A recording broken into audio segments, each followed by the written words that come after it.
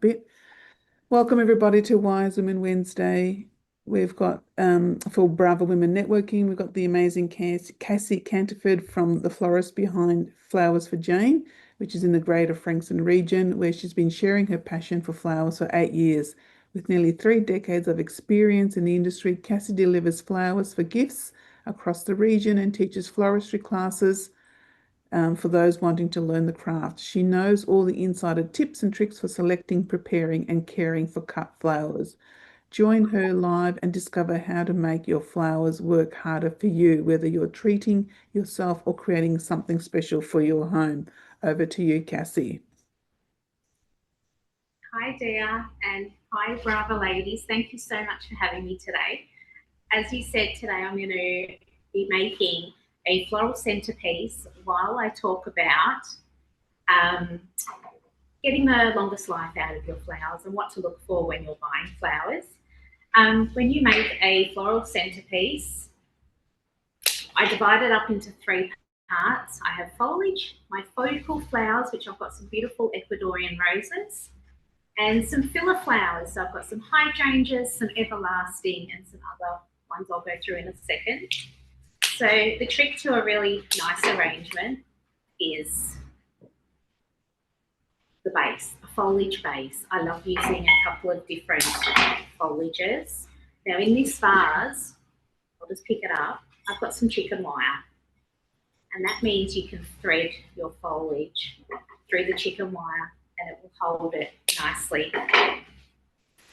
Pick the foliage from your garden, and as I said, I love using a couple of different foliages.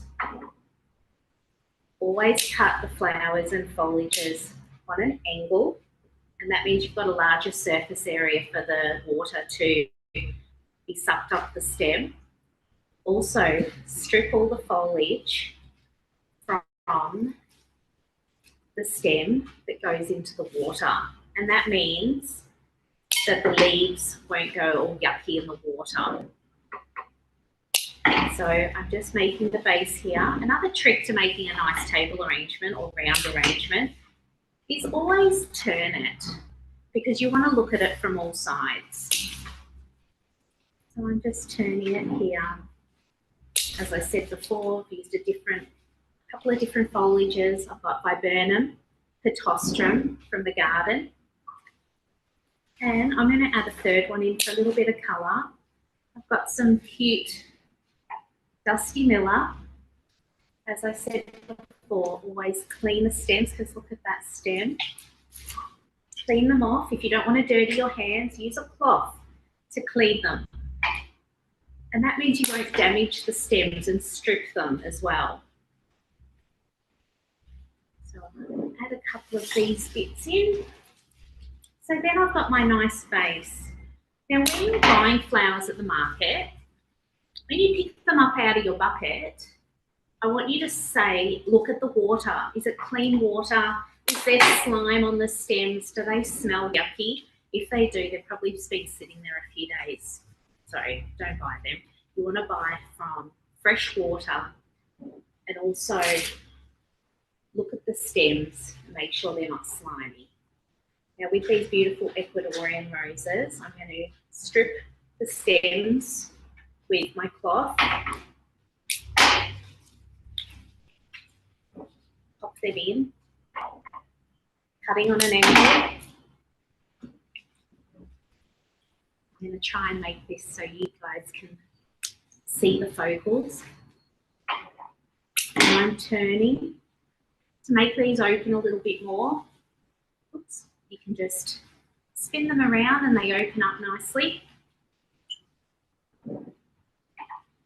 I'm going to pop in some hydrangeas, again, stripping the stems, cutting on an angle. That is the trick to it, really. You can add a little bit of bleach to the water if you want to, but you don't have to. The best idea is just to change the water every 2 days so it's nice and clean. The bleach will keep the water clean, and that's the idea of it. Some people talk about putting sugar in the water. You can do that too, and sugar, just like in food, is a preservative, and that's how it keeps the flowers longer. But the best thing to do is to change the water every 2 days. Now I'm popping in some filler flowers, and I've got some leucodendron silver balls here, which are really cute. A little bit more hydrangea. Now I love making arrangements of tonal arrangements when I'm talking about colour. So I've got some mauves. I'm going to put some Geraldton wax in, again stripping the stem. Floristry is really, really repetitive. It takes lots of practice. So you can't learn floristry and be a good florist by just making one arrangement. It's just practice. You can see I'm still turning this. Always stripping the stems. Oops, today's. And in my classes, I talk about all these things, but I also talk about flower placement. I don't get into the nitty-gritty of elements and principles of design, because a lot of people that do the floristry classes are just like to make the flowers for home. So we talk about colour, we talk about placement, making the arrangement visually pleasing. What else? I've got some cute Chinasini carnations. Now these Chinasini carnations, opposed to Sim carnations, these are grown in fields and these are grown in hothouses.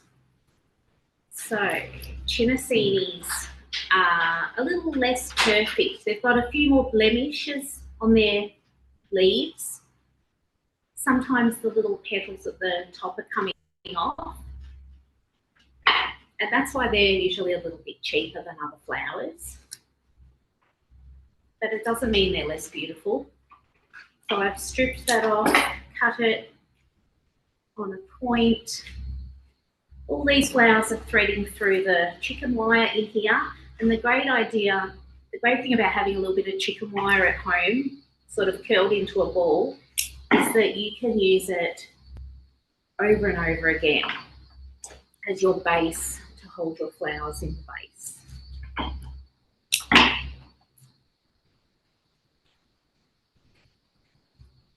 So pop them in.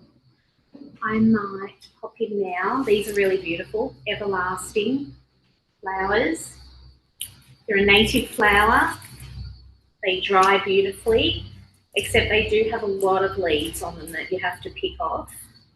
Now you'll notice I'm like stripping off lots of foliage, lots of leaves, lots of bits, and that is the trick to making your flowers look nice at home for longer. When you get the flowers home too, and or you've made your arrangement, they should last about 5 days. That won't go through the chicken wire, so I'm just going to cut that into more of a point. Cutting it into a point makes it into like a needle to thread through. So there we go. When you get your flowers home, don't sit your arrangement in front of the air conditioner, because the flowers don't like drafts. It dries them out. Don't sit them near a heater, of course, because that again will kill the flowers and dry them out. Don't buy your flowers from someone that has got the flowers out near the road. Those flowers may be in the sun. They are breathing in all the petrol fumes. All those things kill flowers. Now, as your arrangement goes through a few days, some of the flowers will bloom and finish blooming while others are still opening. Now, what I want you to do then is to pick out some of the blooms that are finishing, because flowers and foliage are just like fruit and vegetables. Okay? Think about putting a ripe banana near your other fruit and veggies, and it quickens the ripening process of everything else. Flowers are the same. If there's one flower that is finished blooming and might be going brown or moldy or something, if that's left there, it's going to quicken the ripening process of all the other flowers, and you don't want that to happen. So you pick it out. So I'll put the everlastings in there.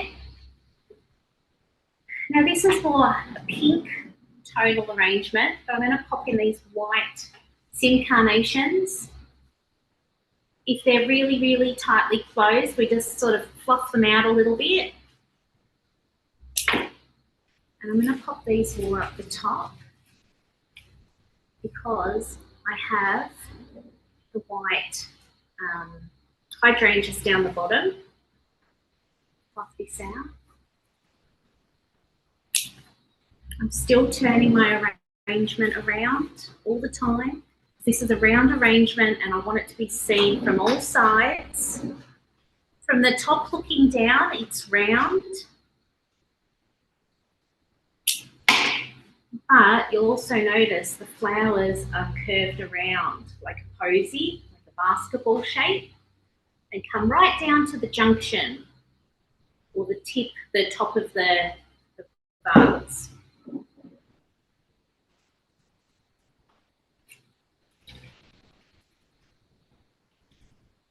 Okay, now when I finish an arrangement, everything I send out has to be tied because you need to be able to change the water every 2 days and it needs to be easy to do, otherwise you won't do it. Let me just jump over here and grab some string. I just used twine, which I didn't prepare earlier. I'm going to pick up my posy. And yes, it's still got the chicken wire cage under there, but there it is from the top. And I'm just going to loosely tie around that. Now this is an arrangement that I would make for home. I wouldn't send this out for one of my arrangements that was sold on my website because I don't use the chicken wire. I would make a posy and put it in the vase. But for home, for you to design your flowers, this will make it easier. Okay. Even though this is a round arrangement, I always tell all my students every arrangement has a good side. So where would be the best side? I don't know. Maybe there. It shows off the really nice hydrangea. So that's how I make a floral centrepiece, and hopefully I've told you most of the things about choosing flowers at the market, how to get the longest life out of your flowers and process them when you get home, and how to keep your flowers in your home so they last a long time.